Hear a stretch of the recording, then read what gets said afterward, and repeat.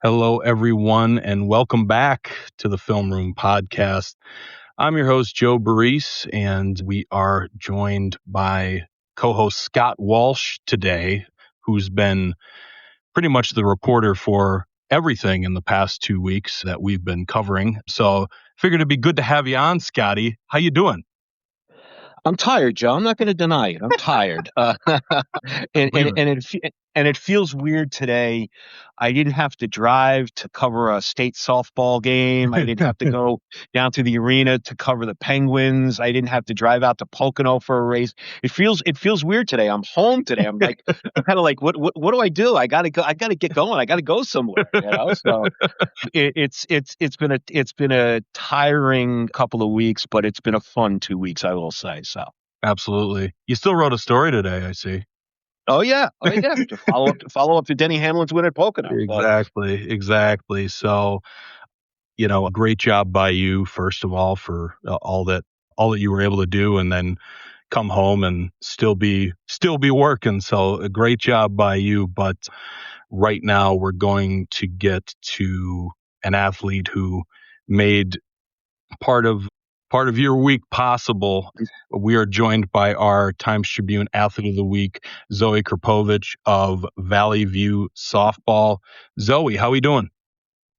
I'm good. How is everyone doing today? Very good. Very good. Thanks so much for joining us and everything. Just to let people know what Zoe did last week in the state title game, she went 3 for 4 with a home run, a triple, and a single, 3 RBIs, and 3 runs to help lead Valley View to a 13-8 victory over District 7 runner-up Blackhawk for the PIAA Class 4A softball championship, the Cougars' second straight. She also added an RBI and a run in Valley View's 8-0 win over District 1 champion Pope John Paul II in the semifinals. So, Zoe, we talked a little bit about this in your Athlete of the Week interview, but our photographer got a great picture of you celebrating with the trophy, with the fans, and you talked about it a little bit, but what was that atmosphere like at the state title game? Watching from back home, I thought it was funny. There were fans behind home plate, complaining, upset with some calls and stuff like that. But what was the atmosphere of that state title game like? It's insane. I always say, no matter where we're playing, how far we're playing, our fans show up. You'll see our fans versus everyone else's.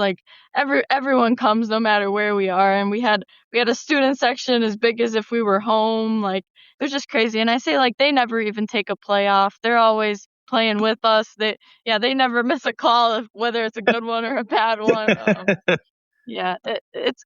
There's nothing like a Cougar fan. I always say that.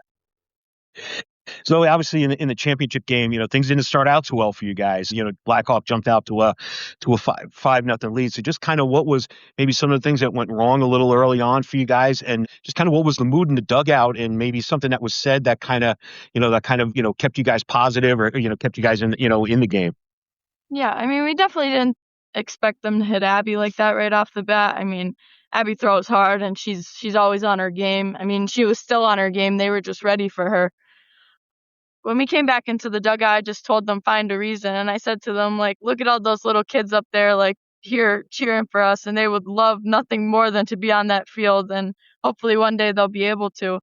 And I think they just started to have shorter swings and just catching up to the pitcher, which she was not throwing hard. It was just, we were all down at that point. And Coral ended up having the first hit. And after that, we just fed off of each other and came back 9 runs, which is insane. Yeah. Yeah, you talk a little bit more about that 9-run inning.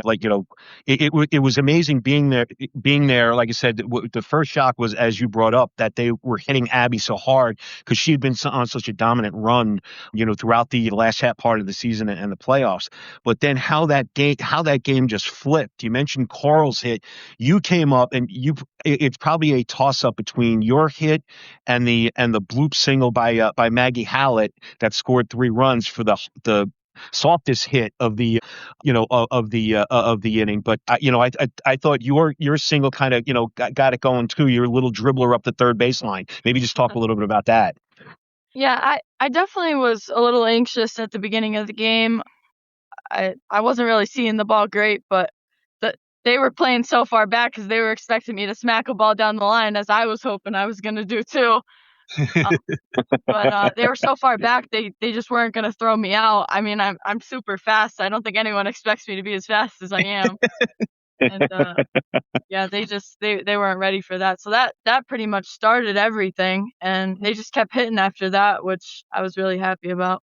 Yeah, it became contagious. And you mentioned Carl Kelly said, I thought that was big too, because uh, I forget it. I think Maggie led off the inning with a hard hit, a single. You had your little dribbler, and then Ashlyn Palikar had a 2-run double, and then Ashlyn wound up scoring on a couple of wild pitches. So there was nobody on base, and that's where the inning could have ended there. But Coral Kelly kept it going. She got another hit, and then it just kept going after that. I thought that was the other big hit of the inning too. Yeah, for sure. Yeah. So You mentioned this. I'm glad you brought this up again, Zoe. You brought up, the phrase "find a reason." I just thought that's really cool. Where'd you kind of get that phrase from? Where did that come from, and how has that kind of helped you? How has that kind of mentality sort of helped you in your softball career? Coach Mia actually said it to us last year, and it's kind of something I just carried on throughout the whole season last year, and then I carried it into this year. Every game before the game, I would text them, send them a long message, and in the message, it always said, "Have fun, find a reason, and bring it home." And that's always what I would say to them. And I think that it was kind of like our good luck charm. I would always say it, and they would bring it onto the field. Like a couple of them would say it throughout the game, and it just made me feel good. I'm like, there's something that they're playing for here, and I would always tell them that. And I would Coach Mia would always say about like the kids that like can't play in these games that would love to have an opportunity like that. And I just think that's what I play for, and that's how I play my game. And, Absolutely. yeah. Yeah, Zoe, the cool part, I kind of watched back that clip of your home run just kind of in preparation for this, and two things stuck out to me. One is the crack of the bat. It's like an explosion when it hits when it hits your bat. And number two was Ashlyn Palikar's reaction in the on deck circle. It was like, what a cool moment. Like, honestly, like, you probably didn't do this, but like I would, if I were you, I would have rewatched that clip like 75 times over by now. But looking back on it, what was that home run like for you? And what is it like kind of seeing that clip and the crack of the bat and the reaction of your dugout?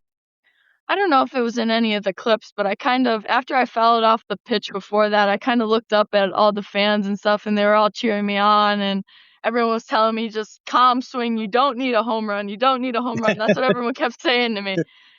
So I kind of shortened up my stride, and as soon as that pitch came in, I was like, "Oh my God, this is gone."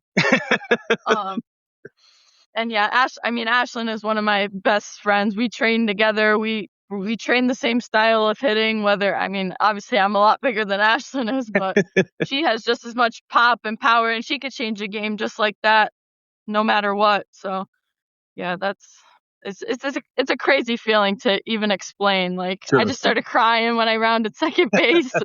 It was really nice. Absolutely. Has it sunk in that was your, what's that? It's your final at bat of your high school career was a home run like that in a state championship game. Has it sunk in days later or anything? I would say Saturday morning, I was on the highs of what had happened Friday night. And I kind of told myself, I'm like, you have to stay humble because you have more games you got to play. Like, like the game is so sped up that like if you speed yourself up anymore, you're gonna miss the pitch. And I actually, Saturday morning, I opened it up with another home run. So it was just kind of like, it was such a great feeling. And I said it so many times, like, you literally can't explain it. Like, there's so many things that overwhelm you at that moment. And it's just like, yeah, I don't even know how to explain it. We've been talking a lot about your hitting, but Talk a little bit about the running catch you made in the outfield for the first out of the top of the seventh. Again, I thought that was big too because that Blackhawk team wasn't going away. They just kept coming at you, and if they get the leadoff runner on there, who knows? Maybe they mount some sort of a comeback. But you made a nice running catch in right center field for the first out of the inning. Talk a little bit about that. Yeah, I always say to myself, like, I'm like, give me the ball. I want the ball in my hands. I always say that. And, like, that's just kind of how I prepare myself, even in big games like that. Like, you never know what's going to happen. Like, your nerves could take over in seconds. And I was just on such a high from the home run. Like, I wasn't letting anything drop. Absolutely. Yeah, it's cool to see like that clip too, and you're just smiling, and you just like you could tell, and you said to me, it's just like, if you love playing alongside people who love to play the game. I thought that was another great thing you said in the Athlete of the Week interview, and I think it really shows in how you play. Like, you could just see like you're smiling, and it's great, honestly, to see someone just enjoy the game so much. But let's kind of talk about the beginning of this season. It's incredible that you guys lose like two, graduate two mega players from last season's state title team, Kaylee Karwowski, Taylor Cawley, state player of the year, our Times-Tribune player of the year, and you kind of get off to, it feels weird to say like you got off to a slower start. I mean, you only lost 3 games, but like you guys kind of started slower by your standards. Obviously, Abby was dealing with an injury. How did the team kind of develop throughout the year? Was there anything that changed? Like, what were the ways that you guys kind of improved to make this like great run to the state final? So in the beginning of the season, we had a lot of drama, and it's just something that I don't like to put up with. I mean, like, we got off to a start that, like, no one obviously expected. We lost 2 good seniors, yes, absolutely, but we still had 6 coming back. Yeah. And I think everybody had in their head, like, "Oh, we don't have this team. We don't have this team." Like, we had athletes, and we always will. Like, and I kind of had said to them, we sat down actually in like a whole team meeting because there was so much stuff going on. I said, "This is gonna ruin us." I said, "There's no reason for this drama. Like, whether it was a little thing about playing or this or that. Like, I always tell them everyone has their role. Like, you just gotta fill it. Yeah. And if you're not on that field, work harder. Get on the field. Like, whatever you think you should be doing, work harder." Absolutely. And we sat down and we actually all like cried together, and like we all like said sorry. And from then on, like we just played our game. I said, whether we win or lose, play as a team. If we lose in a good game, if we lose in a bad game, be as a team. Don't point the finger. Just play the game. Absolutely. And I think like when we got hot like right honestly for playoffs, and it was honestly really amazing to see. Everyone just played together, whether like you had a game off and someone picked you up, or I had a game off and they picked me up. Like I just love to see it. It was such a good experience, honestly. Absolutely. It's what a team is supposed to do. And, 59 straight scoreless innings is honestly incredible. But let's talk about, tell me about how you kind of got started in softball, and obviously you love the game. So like what clicked for you? Like what do you like about softball? I actually like I was into basketball. That used to be my sport. Oh, okay. And Yeah.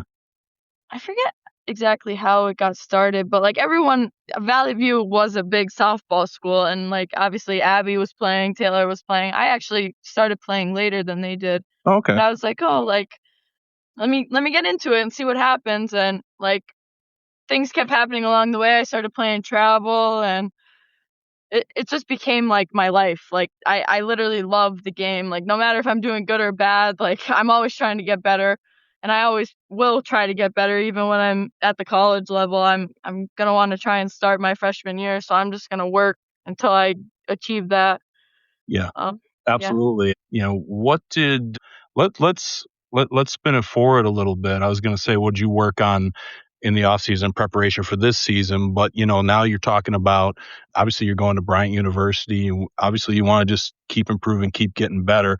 And you didn't take a break after winning a state title. You played travel ball, obviously, on Saturday morning, which is awesome.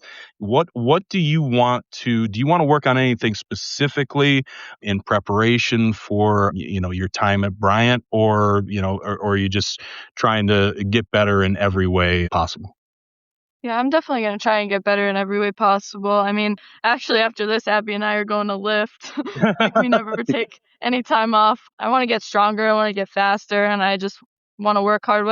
I think my coach might end up wanting me at first base, which is kind of a spin back from sophomore year. But, I mean, I'm really good at both. Like, first base is actually what I got recruited for. But I love the outfield, so. Yeah.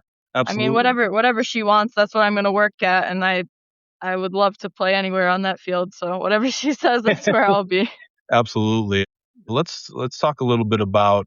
It seems like, just the way that you speak, you seem like not only a great leader, you seem to kind of cherish that role as leader. What was this year like for you as a leader, and how much did you enjoy it? I mean, it was definitely tough in the beginning, like dealing, like I said, with all the drama. Like you kind of fault yourself as a leader when things like that are happening, because like it shouldn't be happening on your team. That's what I kept saying. I'm like, I don't want it on my teams. I literally would tell them, if you're gonna do that and we're gonna have these problems, go home. I'm like, if you don't want it as bad as I do, go home. I always tell them that. Yeah. And I really do love being a leader. People tell me that I'm really good at it. I almost like want to play as their friend. Like they're my friends, they're my teammates, and like they've grown to be my family. So it's just, we respect each other and they really respect me. So it just works. You know what I mean? Yeah, absolutely. Absolutely. Scott, you got something? Well, I was curious to say that, sometimes, some teammates could react differently with that. And, like without naming names, did anybody leave? I mean, did everyone just kind of fall in line after what after what you said? No, nobody left. Like I said, they respected me, and no matter what I said or how I said it, they just love me. And I know, like, for some people, like a couple of the other our captains, if it came off that way, they might have left. You know what I mean? Like, Yeah. it was really great to see, like, in all 4 years that I was there, like even when I was the underclassman, like everyone just respected me, and I just, like, I love the game and I know so much about the game. Like I always want to share it with everybody. And I would always tell them, I'm not trying to hurt you. I'm not trying to make fun of you. I'm telling you to help you because I want to win. Like, Yeah, absolutely. and yeah, they definitely respected me. So it just worked. Yeah, without a doubt. Zoe, to kind of follow up on that, was there a teammate? Obviously, you have a lot of great teammates. Was there a teammate that impressed you the most this season, either with their, development or anything like that? I would 100% say Coral Kelly. I had said in like one of our huddles before, like at practice before a big game, like last year there was no one I wanted more to throw me pop flies than Coral. And I said, and you know what? I told her the same thing last year, and she works, and here she is on the field. Like, I was like, if you want that to be you, then work as hard as she did and make a spot on the field for yourself. Like, she definitely came a long way, and she helped us so much this year. That kid worked so hard, and I couldn't be more proud of her, honestly. Absolutely. One last thing from me, is there any advice that you would have for someone either starting the sport or, the younger generation coming up in grade school and everything, looking to improve and looking to succeed in softball in a way that you and your teammates have? I would say take the criticism, no matter if it's coming from a coach or a teammate, no matter how they say it, like they're trying to help you, especially if they see the best in you. Like if you have the chance to be as good as like myself, Abby, any of the college players, anything like that, girls that are good and not going to college, like take the criticism, because you're just gonna get better by it. It's not hurting you in any way. You're just gonna get better.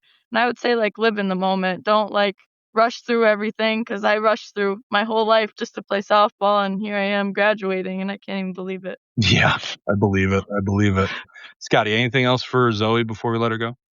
No, I just want to congratulate her on a great career, and it's been been a pleasure covering her and talking to her the last couple of years and covering this the Valley View team. It's been a fun team to watch. Watch them win 2 state titles.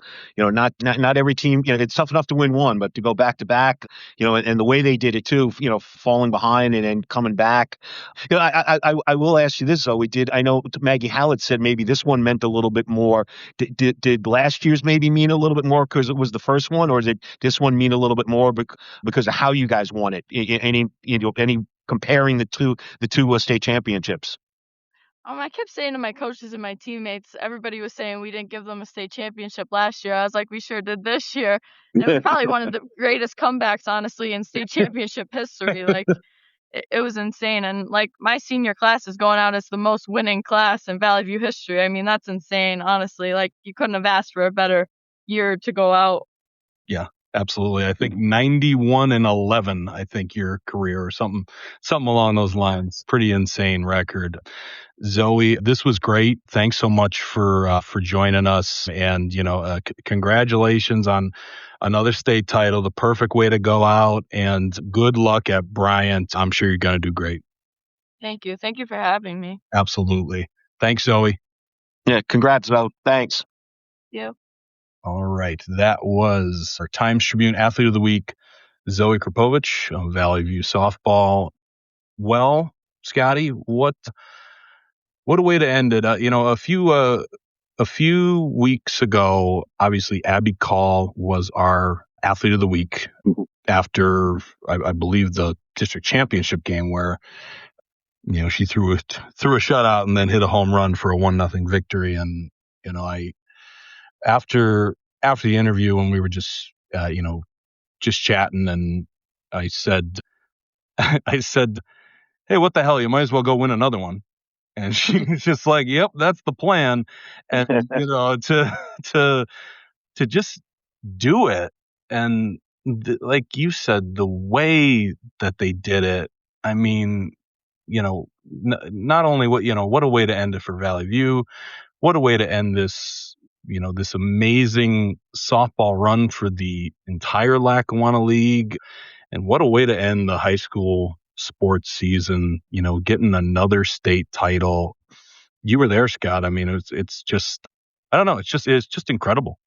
Yeah, it was, and like I said with in talking with Zoie, the way that it happened, like there was the shock of Blackhawk, and take nothing away from them. I mean, they came out and and they did, I mean, they weren't intimidated by her. I asked the coach afterwards. I said, you certainly weren't impressed or intimidated. He goes, well, we were impressed. Yeah. He says, but we weren't intimidated, and they come out. They were very resilient. They put the bat on the ball. They had some good hard hits against Abby, and I think it had Valley View rattled a little bit early on, and their pitcher had them off balance a little bit, and and that was the shocking part. It's like, wow, they had been. Abby, Call, and Valley View had been so dominant, 9 straight shutouts, 59 consecutive innings. And this wasn't all like Abby, like striking out 21 batters a game. Yeah. I mean, the defense made the plays and the offense came through with big hits and everything. So it just wasn't all Abby. I mean, she was a big part of it. And to see the way they came out and hit her as hard as they did, it was like, wow, is this really happening? And then that inning, just that 12 batters to the plate, 9 runs, it was just contagious. The first 6 batters get hits. It was just that was the other shocker. It was, for as shocked as you were that they were down 5-0. It was just like, wow, in a blink of an eye, boom, it was 10-5. It was 10-5, and not that you didn't think they were capable. They certainly have an offense capable of doing that, but it just was, and it was a variety. It was hard hit balls. It was, like, as I said, it was Ashlyn Palicar's double over the left fielder's head. It was Maddie Benelli had a double in that run. It was Zoe's little dribbler up the line that, didn't even make it to third base, but was good enough to to get on base and keep igniting that inning. I mentioned I mentioned the hit by Coral Kelly. That inning could have stopped at 3 runs, and it would have been it would have been a 5-4 game at that point, because like I said, Palikar, after her double, she wound up scoring on a couple of wild pitches, so there was no on, no out. And Coral Kelly gets a hit, and just to keep the line moving, keep it going again, and they and they just, like I said, it just was contagious. And then when Hal had her second time up, she comes up with the bases loaded. She hits a little blooper into no man's land. She couldn't have dropped the ball any better than where she hit it. And there was 2 outs, and the two fielders, the center fielder and the right fielder, kind of collided a little bit. And I'll give Abby Cole credit. She was on first base. She never stopped running. She just kept going, and she scored, and that put him ahead. That broke that put him in front for good and everything. And it just was, it just, like I said, the way they did it, the way they kind of came back, when things weren't looking that great, to all of a sudden, wow, things look fabulous. And then they were able to, to hang on, get a few more runs, withstand a couple of comeback bids by Blackhawk, and bring home another state title. It really was. It was exciting, and it was different from last year, as Zoe kind of mentioned. I think they scored 3 runs in the top of the first inning of last year's state championship game.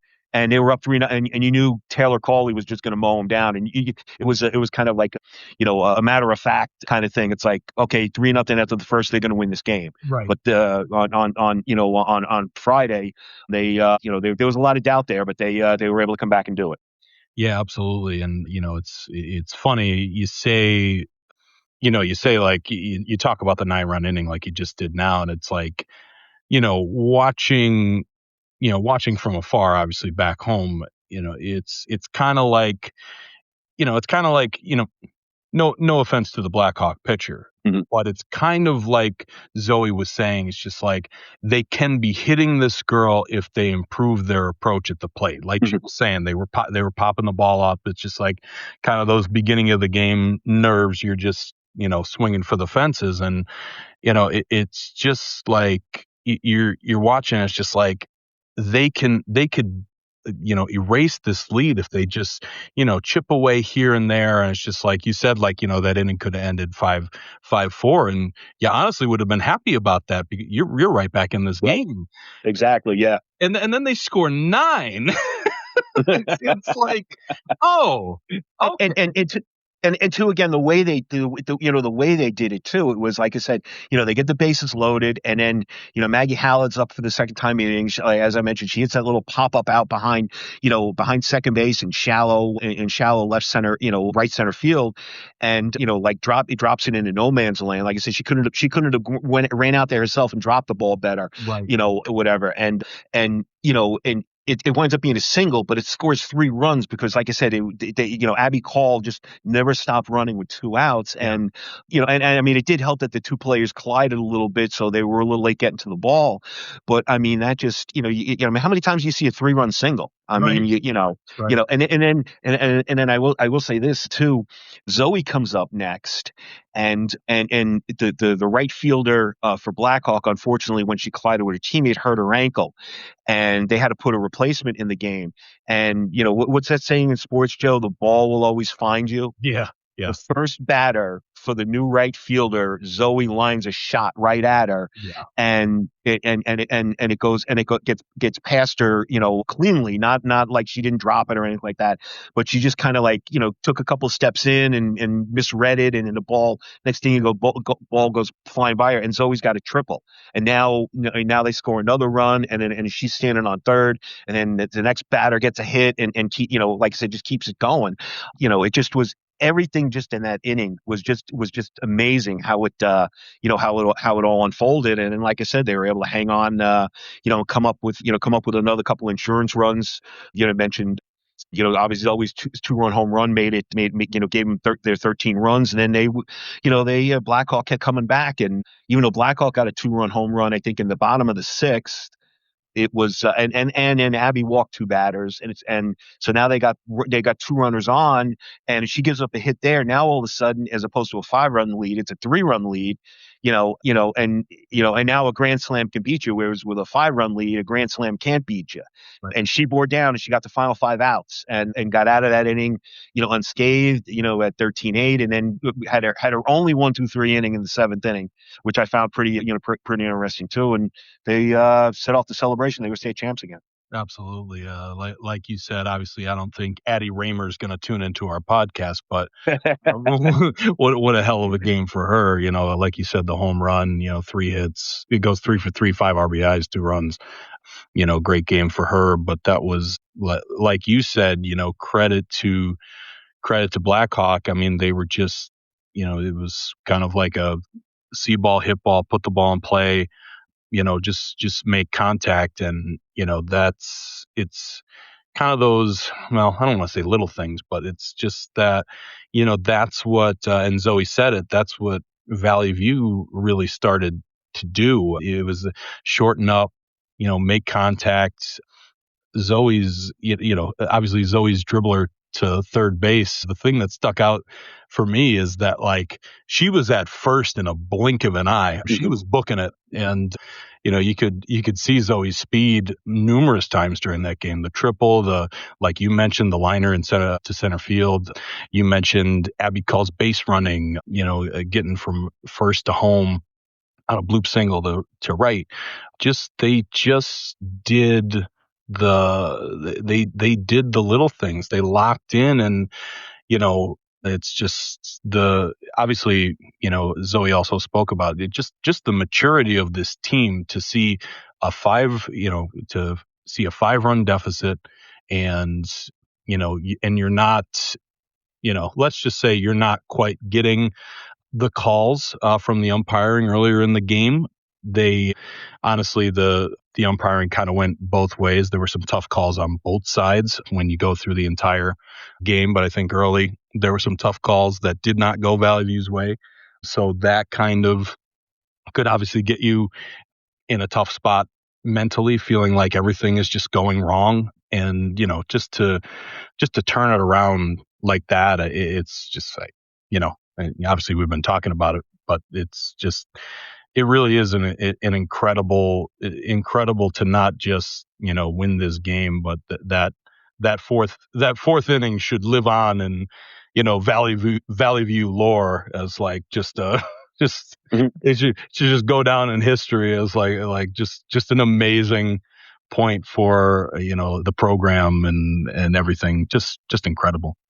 It will. I think, years from now, the 10 years from now, the softball players, who are playing for Valley View will hear about that inning and everything like that. Or, and everything, I don't want to say will be compared to it, but, things, people will constantly bring that up, that inning. And, no matter who the coach is, hey, when this team was down and, go back to that look at that 2026 championship team. They were down 5-0 and they came back and they scored 9 runs in an inning and they wound up winning the game and everything like that. You can't, so if they can do it, we can do it. It's going to be something, like you said, part of the lore of the program's history for forever. Exactly. And, you said it right there. No game is over. You're never out of the game.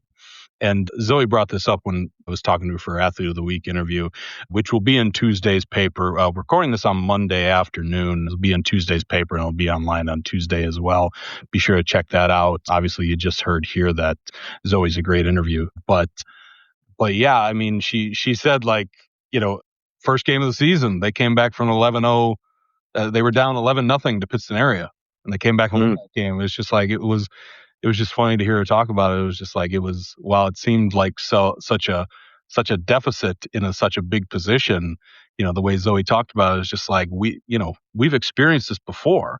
And it's just like, to just have that mentality to just say, like, just take a deep breath and go. And it's just like, it's what you look in sports. But and it's weird too, Joe, sometimes, like good teams like that, they're not often in that position. No, They're true. usually the team that's on True. top. They're not, they might not be behind. They might be out front most of the way. So, when, it's curious to see how do they react when they are maybe put in that situation for the first or the second time. And, and obviously, good teams respond. They find ways, as you mentioned, they do little, you do the little things, and that's what they did. And the result speaks for itself. It was another state championship. That's a great point. I think there's a 30 for 30 out there where it's just like there's a time to play and there's a time to win, and this team just knew how to win. Yeah. And so, Scott, like any other like insights from this Valley View game, like you being out there, besides the fact that it probably felt like 100 degrees, just felt like it. I think it was. It was. With the real field temperature with the humidity and stuff was 100 degrees. No, I just. I think some credit's got to go to Coach Mia Wascora too. Yeah. She's this is her I think third or fourth year back, back at her alma mater, and I think she and her assistants, they put in the preparation, to get teams ready, to get the team ready, and to keep them motivated, and to maybe not have them hanging their heads in the dugout when they're down 5-0, to shake off some of those maybe calls that you feel are going against you, during the course of a game. So, I think, clearly Mia deserves, and her staff deserve a lot of the credit too for back-to-back championships, for getting the players, ready and in position to play, and then for them to go out there and, and to perform and win a second straight championship. Yeah, absolutely. And, I'm happy that Valley View won, and, I wish we could have got a couple more, but that doesn't take away from how incredible this softball season was. It's, obviously this, through the years, the softball in this area has just been absolutely incredible. And, I feel like people at this point are, looking at the state bracket and being like, oh God, not a District 2 team. It's just crazy with, Abington Heights and Holy Cross making the state final, Mid Valley making the state semifinals. And, just looking at, and you wrote a story about this as well, but like just looking at not only the Lackawanna League, but District 2 and they help each other. And I think it's very interesting that, like, some of the toughest games that these teams, like one of the toughest games that Valley View had was against Tunkhannock in the district final. And that's a 1-0 game where, geez, that's another feather in Valley View's cap, is that like they've had to beat really good Tunkhannock teams in the district final. And that's almost playing like one of the best teams. You're playing one of the best teams in the state just in the district final. And you just have to look at these teams that lost in the district final and, like, what they could have done if they had made, if District 2 qualifies 2 teams in the classifications for states. I mean, Old Forge finished second in 1A, Dunmore second in 2A, Lake Lehman second in 3A, Tunkhannock second in 4A, North Pocono second in 5A. West Scranton had a great season. They finished second in 6A. The softball is just incredible. I mean, you saw it firsthand, Scotty. Yeah, there's certainly no reason to not believe that any of those teams that you just mentioned, if they were in that position, could have made a run, and it could very well have been in the in 4A. If Tunkhannock was able to make it, or if 2 teams from District 2 made it, it could have been a Valley View Tunkhannock semifinal. With the winner going on for a rematch with the winner going on for the to the state championship. Yeah, the softball around this area is excellent. Both in the Lackawanna League and the Wyoming Valley Conference, and it's only going to get better. A lot of these teams, Joe, had a lot of young players. Yeah. You look at some teams, like clearly Valley View is going to take a little bit of a hit, losing, graduating the 4 seniors that they're graduating, 3 Division I, players, but they've got some young players. Some of the players we were mentioning, Maggie Hallett, the catcher, is a sophomore. Coral Kelly, Ashlyn Palikar is an underclassman. They're going to have players coming back next year, and the cupboard isn't going to be bare. And they just fill in, try to fill in the spots for what you graduate. You mentioned Abington Heights and Holy Cross, and if I could, I'd like to talk just briefly about them. Yeah, With please. with their state finals. The Abington, I think, just ran into a buzzsaw. I mean, the pitcher from Shaler is an Indiana University recruit, and she was good. She was a good, and I know Abington made a couple of uncharacteristic mistakes that led to one 4-run, to the first 4-run inning, I think in the bottom of the second. But even if they only gave up 1 run that inning or 2 runs, they were having a tough time going to score against that girl. But that's how good she was.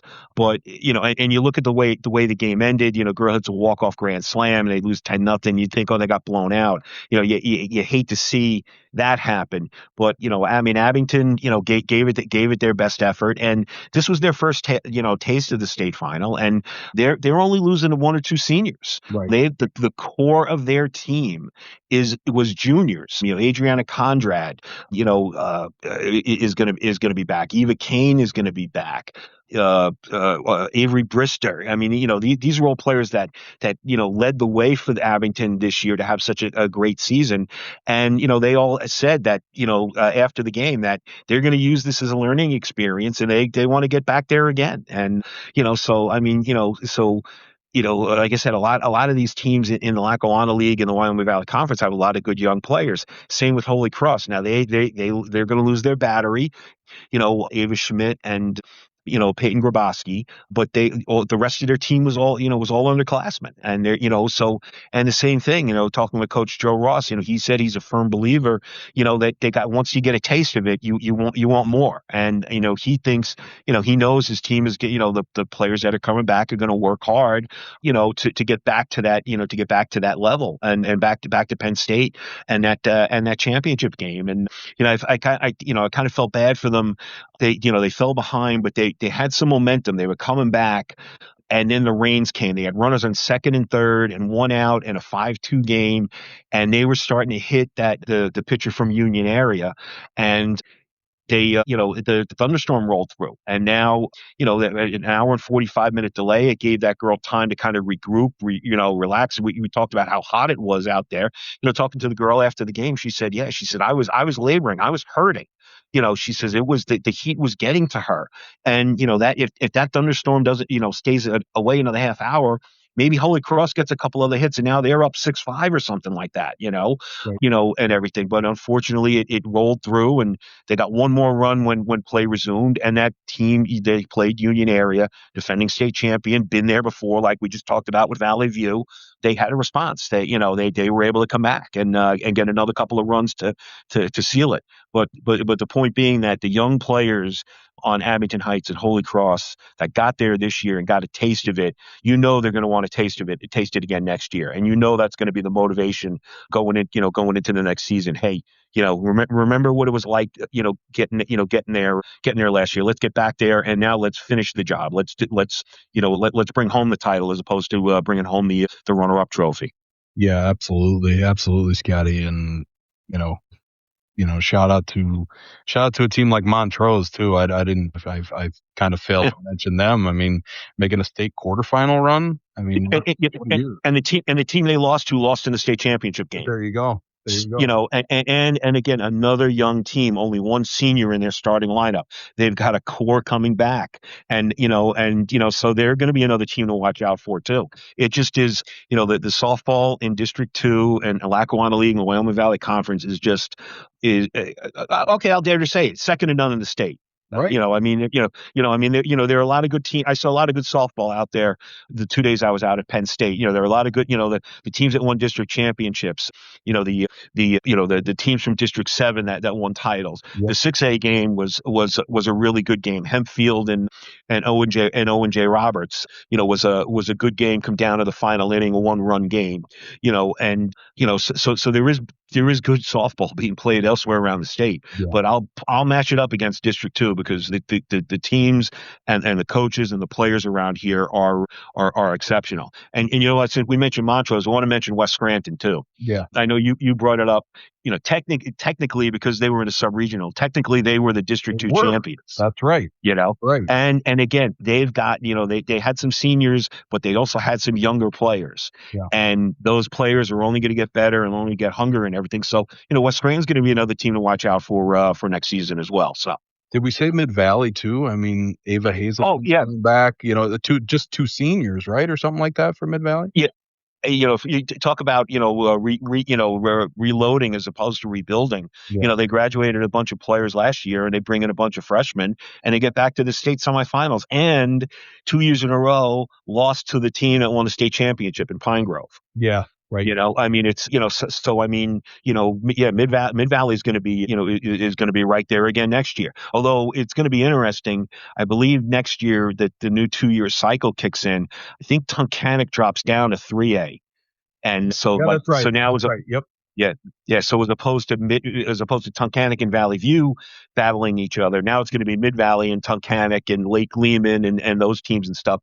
So 3A is going to be a battle, and whoever emerges from that is going to, is certainly going to be battle tested for the state tournament. So again, I know I'm sounding like a broken record here, but District 2, Lackawanna League, Wyoming Valley Conference softball, outstanding, second to none, and a great showing, for the Lackawanna League, with a champion and 2 runner-ups down at Penn State last week. Yeah, I'm glad you're talking about it because I don't think you could say enough about it, honestly. And I've kind of felt bad. This podcast has been I've kind of shut it to the side for a few weeks because of how well the softball teams were doing. They're playing on Monday, and that's when we usually record this. So it's we've kind of missed a few weeks talking about softball.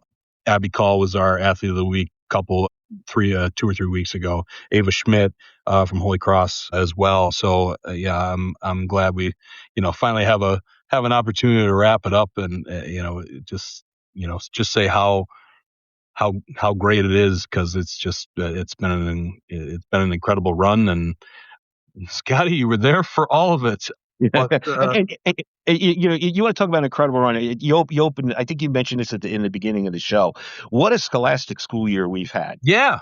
I mean, you look at, you look at we were calling it like an awesome autumn when you had, the golf, we had a state champion, individual champion, and a team champion in golf.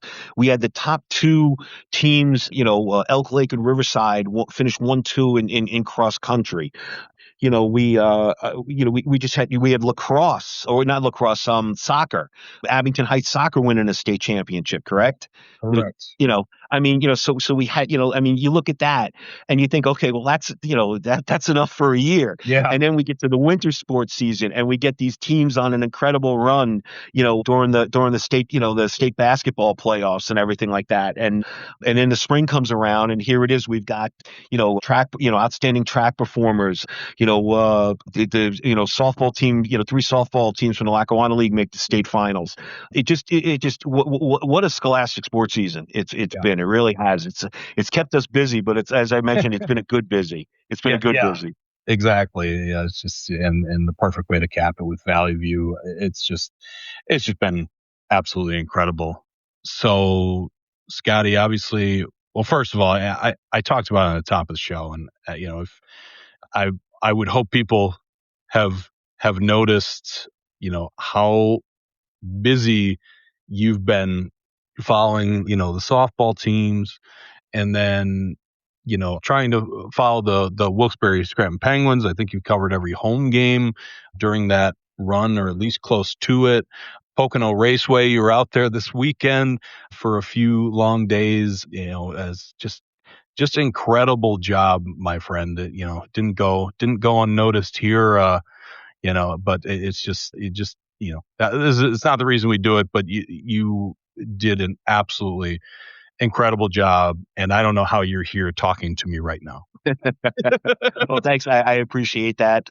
Drank a lot of coffee over the last couple of weeks, and try to fit in a 20-minute nap here or there or something like that. Yeah. But no, it's but you want to know something? This is one of the reasons I wanted to become a sports writer, is to cover games and moments and things like this and stuff. So it was hectic. Like I said, I just looking at last week, I went from covering the Penguins on a Sunday night in game 6 of their Eastern Conference final. Monday was in Allentown covering Abington Heights, in their state semifinal. Tuesday and Wednesday was getting ready for the for the state championship games and preparing for Pocono. Headed out to Penn State Wednesday night. Thursday and Friday with the softball games. Come back Friday night, couple hours sleep, get up early, head up to the track Saturday and Sunday, Pocono for another exciting NASCAR weekend. Denny Hamlin winning again at Pocono on Sunday. That's what I kind of got into this for, was to go, to cover games and be at events, and just what kind of fuels me, still fuels me after all these years that I've been doing it. Yeah, absolutely. Scotty, I mean, you were out there for 2 days of Pocono Raceway. I luckily, for me, I may or may not have bet on Denny Hamlin to win the Cup Series race. I don't know if we should get into gambling talk, but let me tell us about your weekend in Long Pond. Well, I mean, Denny Hamlin had to be the favorite. So if you may or may not have, put a couple shekels down, I'm surprised that you didn't owe money, for that, for whatever it is. No, it was, again, another exciting weekend. Saturday was qualifying for the Cup Series and Denny Hamlin winning the pole. And then they had the O'Reilly Auto Parts Series, which is the AAA of NASCAR, if you would. And that was a bit of a crash fest, but it was an exciting race at the end. Justin Allgaier, a driver who who loves coming to Pocono, tells the story of how Pocono saved his career. He was driving for a family-owned team, and his dad basically came to him and said, look, we're out of money, we're out of sponsorship, we're done. We got a couple more races left. That's basically it. And he comes to, and that happened to be the week leading into Pocono. And he comes to Pocono, and he was all dejected and didn't want to, come, didn't even want to come to the race. And lo and behold, he winds up winning the race. At the same time that day, he meets someone from Team Penske, who basically, it leads to him getting a job in NASCAR. And now he's been doing it, and that was 2006, I believe, or 2008. So you're talking 20, in a 20-year span, he's had a successful career. And, Pocono has always been a special place for him. And, for him to finally win here, it meant he was excited. He was pumped up about it on Saturday. And then Sunday, another sellout crowd at fourth year in a row that that Pocono has sold out. And I think as much as you hate to say it, Pocono used to have 2 races a year. Right. And then I believe up until 2021. And then 2022 is when they lost a race. They went to 1 race. And as much as you hate to say it, I think that has helped them, because now people don't have a choice. They can't, well, if I don't go to June, I'll go to July. Or, I went to June, I'm not going to go to July. Now the people have no choice. You want to see the race. If you want to come, this is your lone shot. And I think that's led to them having these sellouts and everything. And, it was, like I said, Denny Hamlin dominant. 20 years he's been coming here, and he, from the first time he was here, his first year, he won the pole and won the race both times back in 2006. Just something about the track suits his style. He hit on something. He knows what to do, and he's got a track record, 8 wins, and he's in the middle of a run right now where that was his 3rd straight victory. And, he'd won the previous 2 weeks at Nashville and at Michigan. And, And he actually did it from the pole too. So it became just the fourth driver to accomplish that feat in NASCAR history. So it seems like every time, and that's my column or my story for tomorrow or for Tuesday's paper, is basically how every time now it seems like he does something on the track, it's historic. His win was his 64th of his career.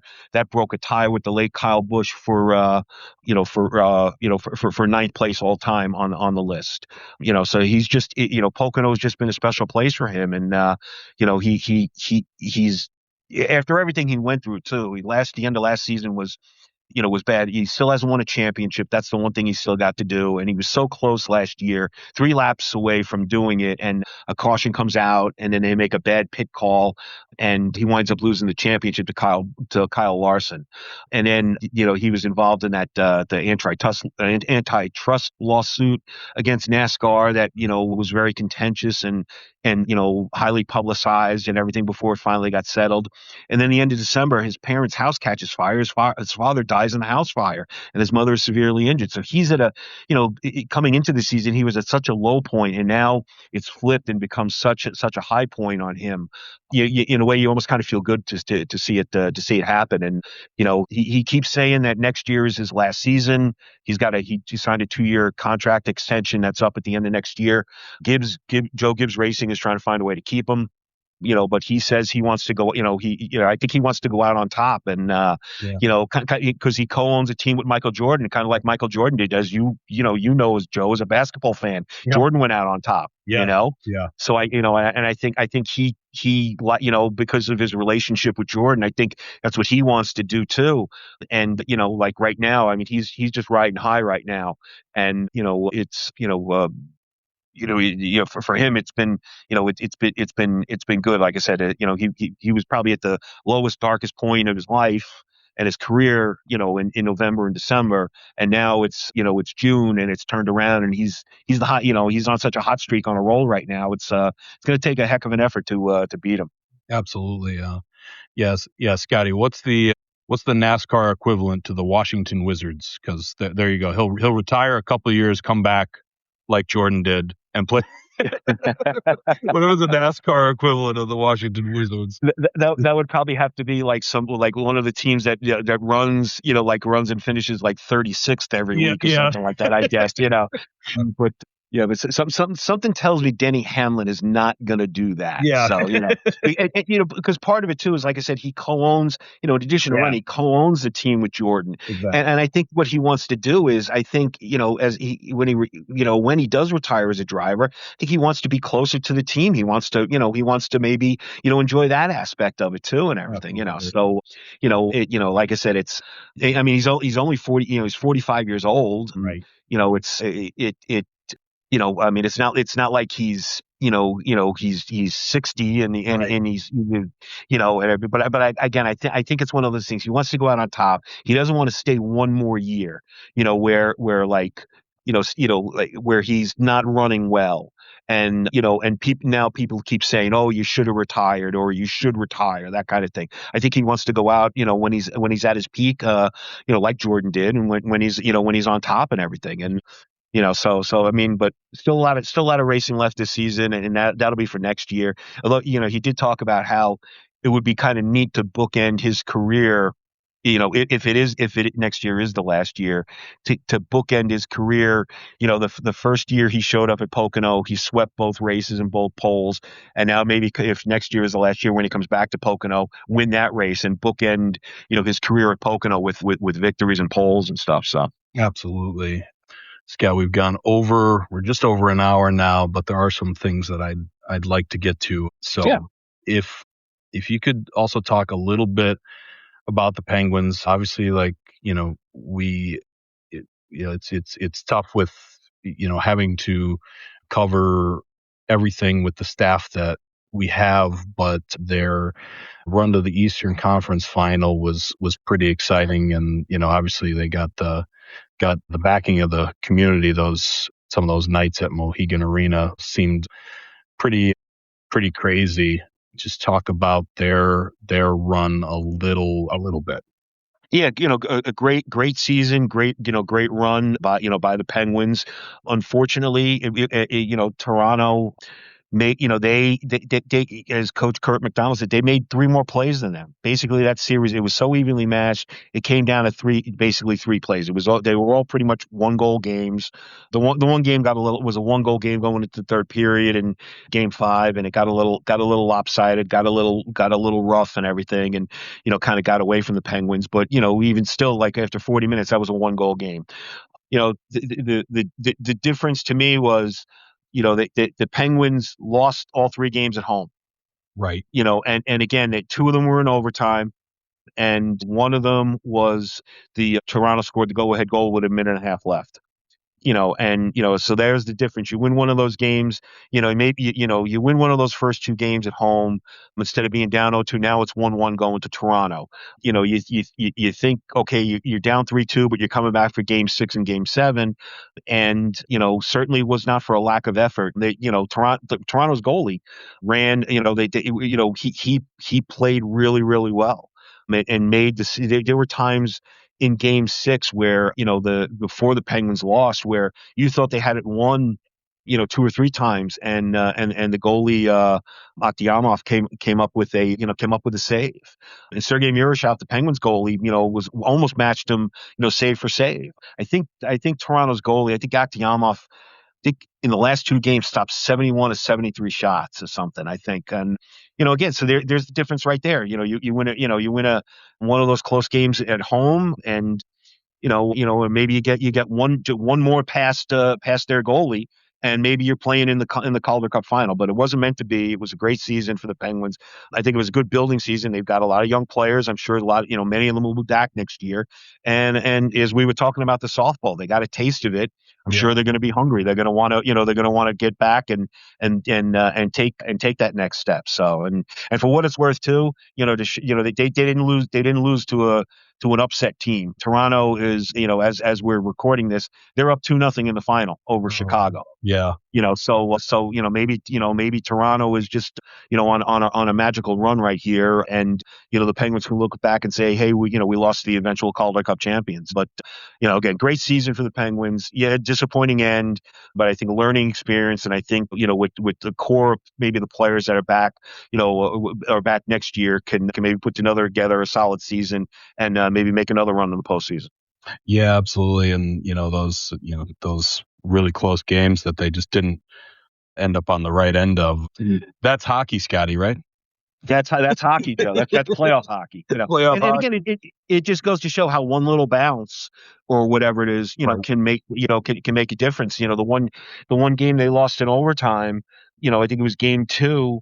The player from Toronto just flipped the puck up in the air, and Murashov and Mark Johnstone from Toronto, were both kind of went for it in the crease. Now, you can argue whether or not there was goaltender interference. I think there was, but they didn't call it. But Murashov, played it. It was like misplaying a pop up in the outfield, and it hit off his glove and or hit off his blocker and his stick and bounced in the net.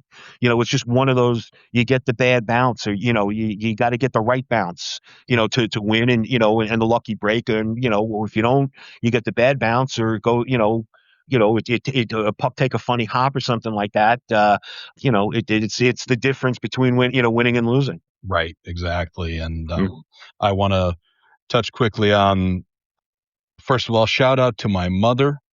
The Knicks have won the title for the first time in 53 years. So my mother's been waiting 53 years for them to win again. So shout out to my mother, and shout out to Knicks fans everywhere. I thought it was pretty cool. I'm a Lakers fan, so congratulations to former Lakers Josh Hart and Jordan Clarkson. But yeah, I just thought it was a pretty fun finals to watch. Just watching this team. Interestingly enough, Scotty, like you said, like the Penguins games were going. Obviously, a much different sport, but it was just like, the Spurs led by double digits in every game. And like the Knicks would just get themselves in these, it was like they were comfortable. They knew like that they were never out of a game, and they just, Jalen Brunson just had an incredible run. The Spurs just could not stop him. what a great, Villanova grad, 3 of them, Mikhail Bridges. And my God, Josh Hart. Thank you. My mind just went blank there. But just like, I just think the Knicks winning is just cool for the NBA, honestly. Obviously, I'm a Laker fan, but I just think it's cool to see them win.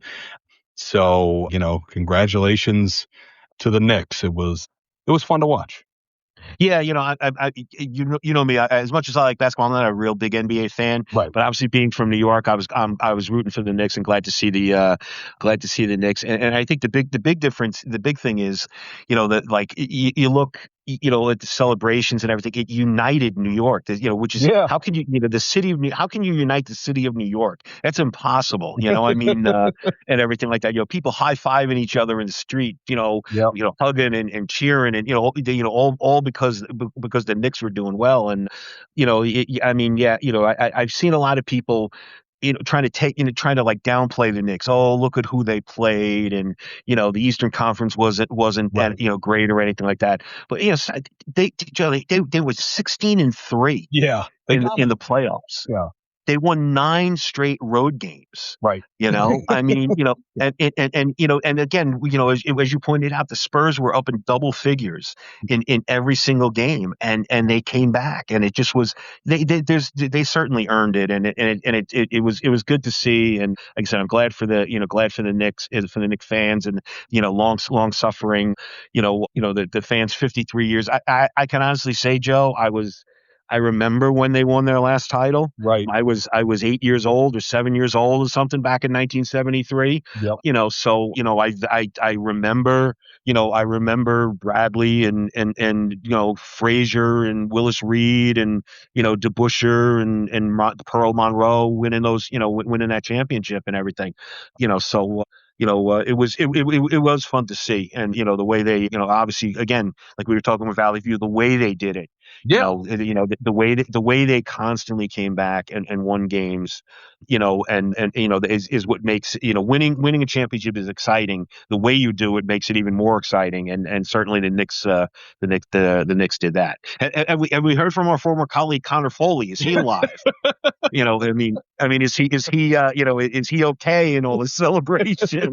Seriously, I've texted him after every win, and like his response is like pretty much the same. Like, I'm speechless. I don't know what to say. It was just, that was the response after every game. So it was hilarious. And after they came back in game 4 from 29 points down, I had to be like, you know what, Connor, I'm speechless too.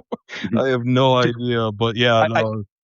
I know we're probably up against time here, but if I could real quick tell a story. I was out at Penn State the other, obviously when that game was going on, and I was out to dinner with my daughter, and I saw on the TV that they were down big, in that game. So I'm figuring and at the time, I think it was the end of the third quarter, it was 15 points. I didn't even realize that it was 29 earlier in the game. So I just figured, oh man, they're down, they're gonna blow it. They're up 2-0, and they're gonna lose both games at home, be tied 2-2, have to go back to San Antonio and everything. I said, they're gonna burn down New York in revolt and everything like that, Yeah. And so we get back to go back to my daughter's house where she was staying, or where I was staying, for the softball playoffs.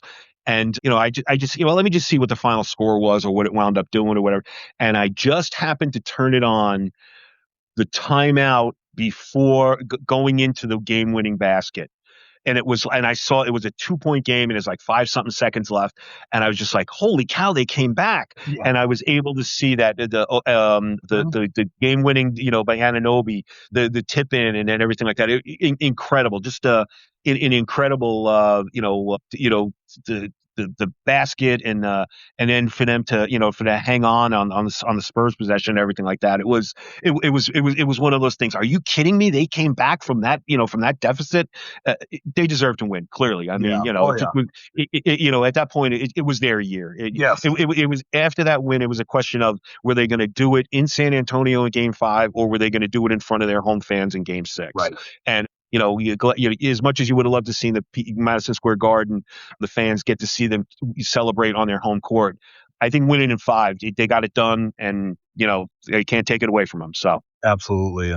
Funny story. I was texting my mom during every game, and at halftime of that game, she texted me. She's like, "I'm going to bed." And I'm just like, "I'm going to."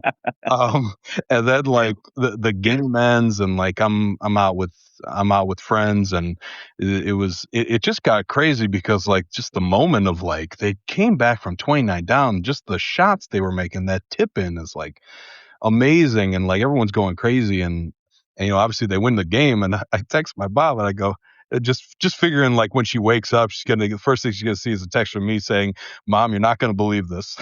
And then I text her that, and she's just like, "I never went to bed. This is so good for her that she didn't go to bed. That was because she would have regretted it. Yeah, exactly. Yeah. So, but yeah, all right, Scotty, let's wrap it up there. Let me do my thing. Keep going to the website, the times-tribune.com/sports. Follow us on X at SportsTT. Follow us on Facebook and Instagram, Times Tribune Sports. Sometimes I like to go to Joby's Times Tribune Facebook page. It's Joby Fawcett, the Times Tribune. And be sure to, subscribe to the podcast here. You can get on Apple, Spotify, YouTube, Amazon Music, and of course Podbean, where we record the show. Thank you to Zoie Krupovich, our Times-Tribune Athlete of the Week of Valley View Softball, for joining us on top of the show. She was an excellent interview. Be sure to check out her Athlete of the Week interview as well, which will be in Tuesday's paper and online on Tuesday. And yeah, we've got some things coming up. Obviously, Scotty, we have our Athlete of the Week ceremony next Thursday. Mm-hmm. We'll reveal some things, our male and female athletes of the year, our Butler Award winner.